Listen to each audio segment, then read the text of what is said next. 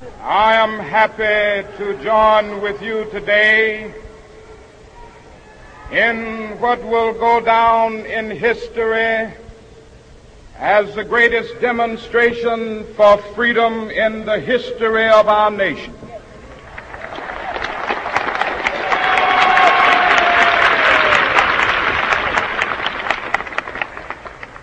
Five score years ago,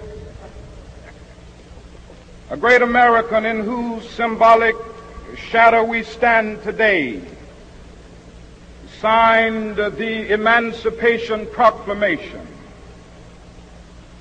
This momentous decree came as a great beacon light of hope to millions of Negro slaves who had been seared in the flames of withering injustice. It came as a joyous daybreak to end the long night of their captivity. But 100 years later, the Negro still is not free. 100 years later, the life of the Negro is still sadly crippled by the manacles of segregation and the chains of discrimination. 100 years later, the Negro lives on a lonely island of poverty in the midst of a vast ocean of material prosperity. 100 years later, the Negro is still languished in the corners of American society and finds himself in exile in his own land.